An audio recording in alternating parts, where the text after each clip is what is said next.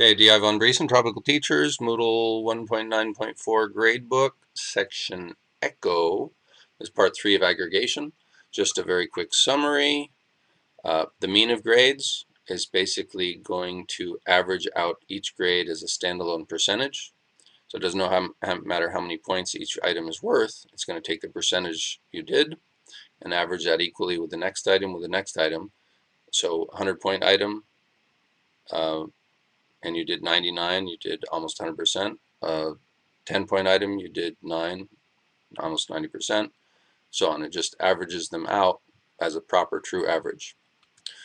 Weighted mean allows you over here to put a weight on each item. Again, I encourage you to steer away from that unless you know what you're doing and you really do want to weight each item. I would encourage you instead to weight categories, and we'll talk about that. And then the simple weighted mean, which is what I encourage everyone to do, which is to just take the actual numerical values within that category and use that as a weighting. In other words, if you have an assignment worth 10 points and an assignment worth 20 points, the one worth 20 is worth twice as much as the one with 10, and it averages out. That way you could have a tests category, and a test that has twice as many points is worth twice as much, and it just does that. So think simple weighted mean, and that automatically includes extra credit. In other words, when you pick that aggregation, you have an extra credit field built in. So it looks like this. So I'm going to encourage you to do that. It's probably worth noting, and you can read up on this in the help files. We see those. We see those here. There are some examples here. I'm not a great math whiz, but I'm pretty good, and even so I had to think a minute about them, and it took a while to sink in.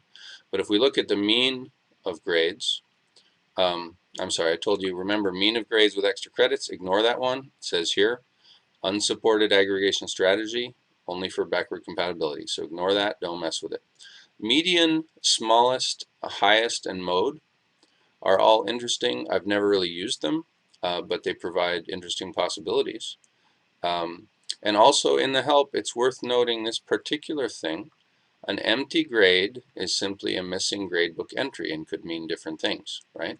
So it could be you haven't graded things yet, and if it treats it as 0, then you're penalizing people who don't deserve yet to be penalized. The flip side is maybe they never turned it in and they should be penalized. So you have to take some caution with that. So it says caution in interpreting these empty grades is thus advised. And there's some settings that allow you to deal with empty grades. So if that's a concern for you, go look at them. This stuff becomes a little more obvious the more grading you do and the further into the semester you get. So, and then the final one I want to make mention of here is the sum of the grades. And this sometimes comes in handy because it just totals the points, right? So pretty easy to do if you say, well, there's 1,000 points in a class, and I've got 10 here and 57 there and 29 there. Then they know when they get to, say, 900 points or 901 points, that's 901 out of 1,000, and that's their grade.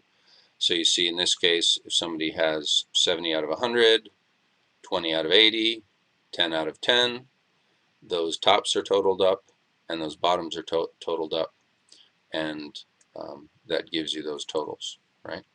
So this doesn't, notice it says does not convert the grades to percentages internally, which they call normalization.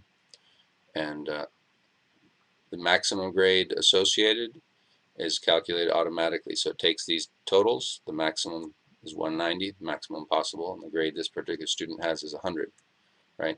So notice it is probably not going to give you an average of that. It just gives you a total. So your points could actually be far in excess of 100% because there won't be a percent. You could have 578 or 210 or 12 depending on how many points you have assigned. So that's about it for an overview of aggregation. Again, to summarize what I'm recommending, go back to all of the defaults except for one, which is move your aggregates to the front of your gradebook. And then, under aggregation, change this to simple weighted mean of grades. And then once you've got that, you can now begin to think about categories and the way to display grades. Right now we have no categories yet, no extra credit, none of that, but we'll do that next.